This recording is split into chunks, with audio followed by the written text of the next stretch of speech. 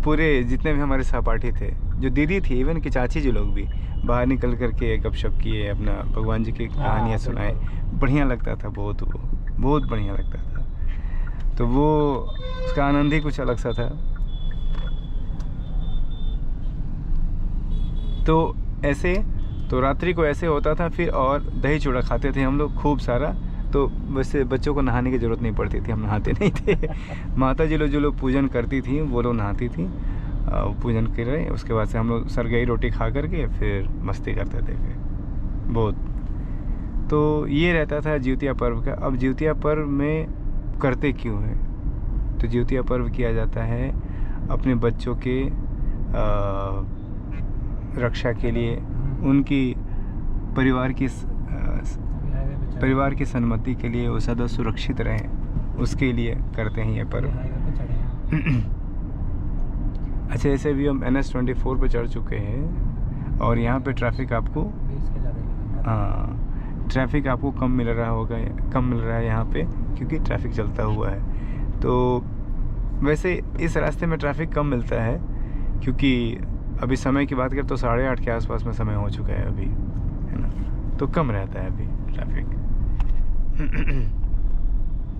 तो बेनिफिट यही है इसका मित्रों, कि सुबह में जगने का और उसको एंजॉय करने का एक अलग ही आनंद है। तो और त्यौहार का अगर बात करें तो त्यौहार का वही है कि माताएं जो है अपने पुत्र के, अपने घर के, अपने जनरली अपने पुत्र के लिए होता है, ये पुत्र पुत्री के लिए होता है कि उनकी रक्षा ईश्वर करे, कभी भी उनको कोई तकलीफ ही ना हो, कोई भी समस्या ना हो, उसके लिए वो सुरक्षित रहे। देखिए, ये वाला जो व्रत है ये हमारे यहाँ भी होता है, उसको बोलते हैं अहोई। अच्छा, लड़के के लिए होता है। अच्छा, इतने ज़्यादा स्ट्रिक्ट, बहुत ज़्यादा स्ट्रिक्ट है। अच्छा, एक और बात मैं बताऊंगा दीदी लोग कि भैया लोग की बात बताऊं कि जो माताएं नहीं कर पाती हैं, जैसे मान लो तबीयत उनका ठीक ठाक नहीं है, तो इसमें ये हार्ड एंड फास्ट नहीं है कि केवल माताएं ही इसको कर सकती हैं, इसको अच्छा। पति भी कर सकते हैं। जैसे मान लो कि किसी कारणवश धर्मपत्नी जी नहीं कर पा रही हैं, है ना, तो पति को करना चाहिए, फिर वो भी कर सकते हैं। ठीक है, हाँ, तो कर सकते हैं, जैसे हमारे भ्राता किए थे अभी, है ना। तो हमारी भाभी जी की तबीयत थोड़ी सी, उनको थोड़ा सा वीकनेस लग रहा था, तो उन्होंने कहा कि चलिए आप ही कर लीजिए, फिर तो उन्होंने कर लिया। तो देखिए, सन्मति है, और यही तो है पति पत्नी का प्रेम, एक दूसरे को समझना। और पति पत्नी तो एक ही अर्धांगिनी होते हैं वो, ठीक है। तो ये है। तो उसमें एक और मैंने बात बताना आपको ज़रूर समझता हूँ कि जो ज्योतिबंधन जी के लिए जो धागे मैंने बताए आपको, जो पीले कलर के, लाल कलर के होते हैं, उसमें क्या होता है कि गांठ लगाना होता है, अभिषेक। अच्छा। हाँ, वो गांठ लगाना होता है। जिस दिन आप व्रत खोल रहे हैं, व्रत खोलने के पहले उस धागे को जो पूजन किया है आपने, उस धागों में अपने पति के लिए, अपने पुत्र के लिए, अपने पुत्री के लिए, यानी जितने भी संतान हैं और अपने पति को लेकर के उतने गांठे, उसमें बहुत टाइट गांठे लगाने होते हैं। अच्छा। हाँ, तो वो बहुत टाइट गांठे। ये चीज़ें हमारे इधर भी होती हैं, सेम ही चीज़ है, बस करने का तरीका थोड़ा अलग हो जाता है, बाकी सेम ही चीज़ है यहाँ पर भी। अच्छा, तो वो गांठ लगा करके फिर वो पहनती हैं, उसके बाद से पारण करती हैं, उसके बाद से व्रत खोलती हैं वो। तो ये होता है। अच्छा, इसमें कहानी तो मैं तो अभी नहीं कह पाऊँगा, क्योंकि कहानी बड़ी लंबी से हो जाएगी। छोटा बस आज बीच वाली लाइन भरी हुई है, जाम लग रहा है, आज हम सही चल बीच में भरे हुए हैं क्या? हाँ, देखिए पूरा। हो इतना कभी पैक नहीं रहता। ये मुझे लगता है कि यहाँ से निकलने का है, हमें आगे मिलेगा ट्रैफिक। देखते हैं मित्रों। तो कहानी मैं बस छोटे में बता देता हूँ कि कहानी में क्या है कि ज्योतिबंधन गोसाई जो है वो हमेशा, हाँ, निकलने वालों नहीं लगा रखा फालतू में इतना लंबा ना, पता नहीं किस बात के लिए लगा हुआ है। देखिए आगे खाली पड़ा है, पीछे बस फालतू में जाम लगा रखा लगा। गाड़ी का वॉल्यूम अचानक से आ गया होगा, इसलिए यार फैल जाते हैं चारों तरफ ना। गाड़ी चलाएं, थोड़ा सा संयम रखें। संयम से सब जल्दी से निकल सकते हैं, लेकिन संयम न बरतने से फिर सबको ही परेशानी होने शुरू हो जाती है। फिर ट्रैफिक जाम लगता है नेसेसरी का। तो जितबंधन गोसाई का क्या है कि छोटी सी कहानी आपको बताता हूँ विषय जो मैंने सुना कल, कि एक बार क्या हुआ कि घर में एक जैसे ननद होती है, घर में जेठानी होती है, जो जेठानी होती है और एक और जो उनसे छोटी, उनको क्या बोलते हैं? देवरानी। देवरानी, हाँ देवरानी हो गई, ठीक है। तो एक बार क्या हुआ कि देवरानी के पुत्रों के लिए एक बार जेठानी के मन में गलत विचार आया, ठीक है। छोटे छोटे पुत्र थे, उनके शायद पुत्र नहीं हो रहे थे जेठानी के, तो उन्होंने कहा कि जब मेरे पुत्र नहीं है तो इनके भी पुत्र नहीं रहेंगे, ऐसा कुछ। तो उन्होंने क्या करा कि एक दिन प्लान बनाया। प्लान क्या बनाया कि चलो इनको कुछ उल्टा सीधा इनके बच्चों को खिलाते थे, बच्चों को खिला करके तो इनके भी बच्चे नहीं रहेंगे, ऐसा कुछ सोचा। लेकिन पता नहीं हम ये क्यों भूल जाते हैं कि हमारे कर्म हमें वापस घूम करके मिलना ही है, तो ऐसा क्यों करना है।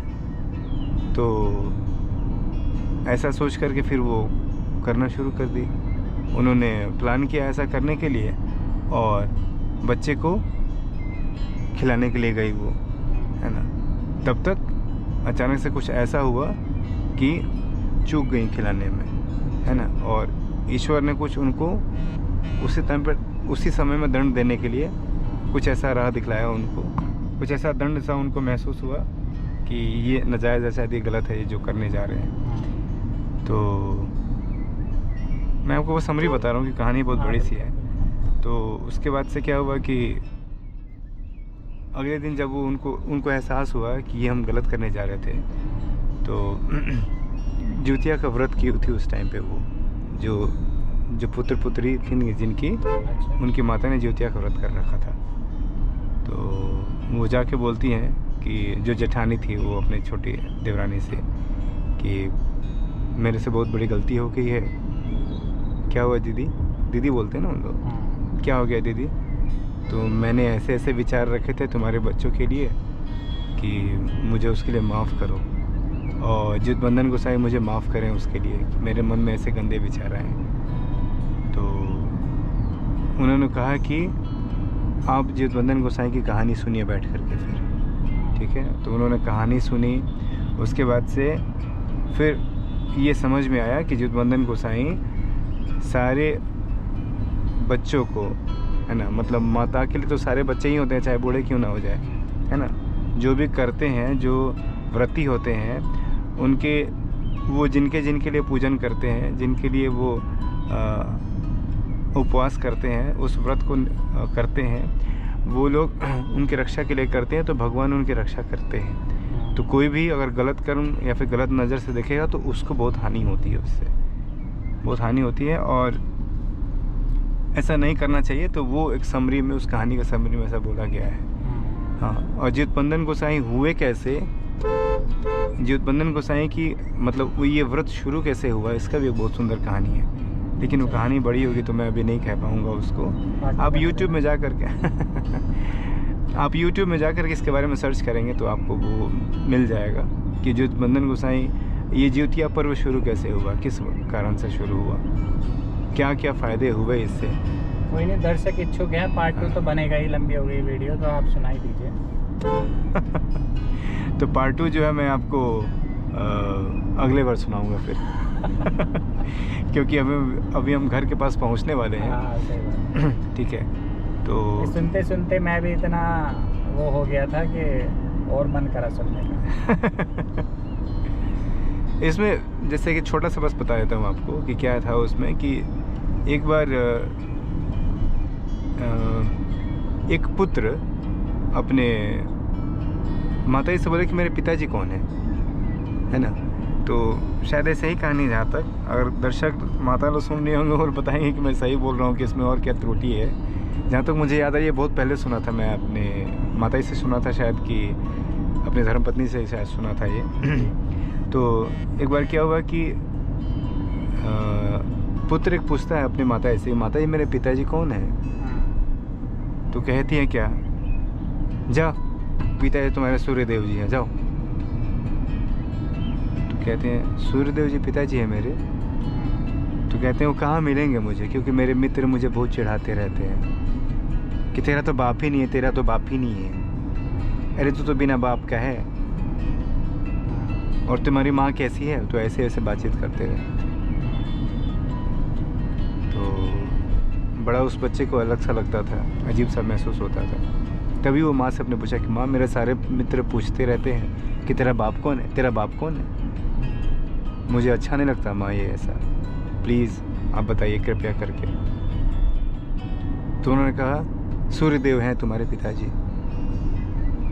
ठीक है, तो अच्छा सूर्यदेव जी हैं, तो कौन है, कहाँ मिलेंगे फिर वो?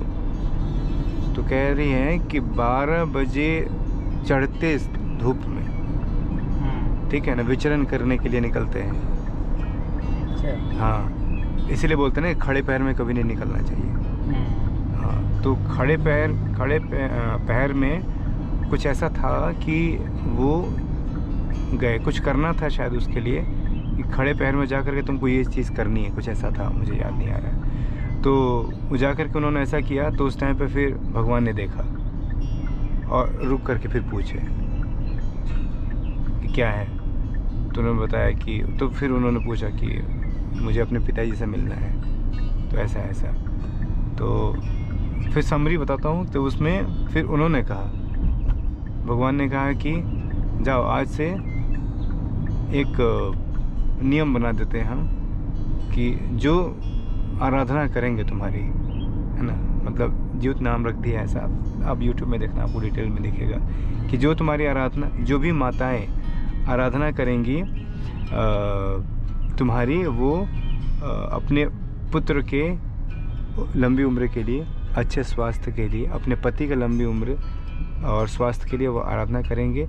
और जो माताएं बहनें सही तरीके से इस पूजन को निभाएंगी, उनको उसका बहुत बड़ा फल मिलेगा। ठीक है, तो ये कुछ ऐसा शॉर्ट से कहानी था जो मुझे पूरा याद नहीं है, लेकिन आप समझ जाएंगे इसको, तो इस तरह का था वो। तो YouTube में जाके सुनिएगा, आपको दिखेगा ये। तो मित्रों, ये था छोटा बोल रहा था, लेकिन छोटा बोलते बोलते मैंने इसको 45 मिनट की वीडियो बना दी। थोड़ा सा मैं भावुक हो गया था, क्योंकि जो गांव की मुझे याद आ गई ना बीच में, जब वो सरगई खाने की बात करी, तो जे बिहार के बाटे वो लोग के अच्छा लगत हुई, वो लोग के समझ में आवत हुई कि हम का कहता नहीं। हमारा बहुत ही अच्छा लगला वो सब समय, जब भी हमारा याद आवेला। लेकिन हम बताएं, बहुत समय बाद ही हमारा याद आई लटे। अब आप जानते नहीं कि अपन दिनचर्या में, अपन जिम्मेवारी के करे के चक्कर में वो सब चीज़ के उतना याद ना आवेला। लेकिन बचपन तो हमेशा सबके पसंद रहेला कि बचपन काश। एक जगजीत जी की गज़ल भी है ना कि मगर मुझको लौटा दो बचपन का सावन, वो कागज़ की कश्ती, वो बारिश का पानी, है ना, ये दौलत भी ले लो, ये शोहरत भी ले लो, मगर छीन लो, भले छीन लो मुझसे मेरी जवानी, सब ले लो, मगर मुझको लौटा दो, मगर मुझको लौटा दो बचपन का सावन, वो कागज़ की कश्ती, वो बारिश का पानी। तो वो बड़े ही अनमोल होते हैं, क्योंकि उस टाइम पे ना कोई चिंता, कोई फिक्र, कोई टेंशन नहीं रहता है, बस खुलेआम जियो, खुले आसमान के नीचे आनंदमय जियो। तो इसलिए थोड़ा सा भावुक हो गया था दोस्तों। खैर, तो जो माताएं बहनें नहीं करती हैं ज्योतियाँ, मैं तो आग्रह करूँगा कि आप ज़रूर से करें। और इसके बड़े सारे प्रभाव हुए हैं। अगर आप इसके बारे में एक्सप्लोर करेंगे और भी सारी चीज़ें, इसके क्या क्या फ़ायदे हुए, तो आपको पता चलेगा। ये बहुत ही प्रभावी पर्व है, तो आप ज़रूर से करिए। कठिनाई की वजह से बहुत लोग नहीं करते हैं इसको, लेकिन करिए। जो परंपराएं बनी हुई है पहले से, वो हमने पहले भी कहा है कि वो प्रूवन है, और उसके बड़े सारे फ़ायदे हुए हैं और बड़े सारे कारण हैं। तो उसको ज़रूर से करिए। परिवार में सुख शांति के लिए बहुत सारी चीज़ें करनी पड़ती हैं, ठीक है। और ईश्वर ने इसीलिए बनाया है ताकि ये संतुलित रहे चीज़ें, और हम अपने सभ्यताओं से, अपने संस्कारों से, है कि नहीं अभिषेक, जुड़े रहें उससे। तो वो चीज़ें तो ज़रूर से करिएगा। कुछ भी चीज़ भारी नहीं होता है। जब शुरू करेंगे तो शुरू में लगता है ऐसा कि हाँ ये चैलेंजिंग है, लेकिन जैसे जैसे समय बीतते जाता है वो आपको अच्छा लगेगा फिर। तो इसी के साथ में आज के ब्लॉग को हम विश्राम देते हैं। सभी लोगों को शुभ रात्रि। जैसा हम हर एक वीडियो में कहते हैं कि आपके पास में अगर कोई सुझाव हो तो ज़रूर से कमेंट सेक्शन में लिखें, कोई आपत्ति नहीं है हमें उस पर। और अगर आप चाहते हैं कि हम किसी आपके मुद्दे पे बातचीत करें, आपके पास में कोई ऐसा पॉइंट हो जिस पे हम चर्चा करें और अपने तरह से उसको साझा करें, तो ज़रूर से हमें साझा करें। अगर आपको ईमेल आईडी की भी आवश्यकता है तो आप बताएंगे, हम आपको शेयर करेंगे। तो अपना ख्याल रखें। तब तक के लिए मिलते हैं नई ऊर्जा और एक नए कहानी और नए इंस्पिरेशन के साथ में। खूब खुश रहें सभी लोग, अपने सेहत का ध्यान रखें, पेड़ पौधे लगाएं ज़रूर से, पानी का भरपूर सेवन करें, आरओ का पानी वेस्ट ना करें, पेड़ पौधों में उसका प्रयोग करें। तो आपको कुछ कहना है मुटला साहब? नहीं, बढ़िया बढ़िया लगेगा। तो आनंद लीजिए जीवन में, खुश रहिए, खुशियाँ बांटिए। जय श्री राम। शुभ रात्रि, शुभ रात्रि, शुभ रात्रि।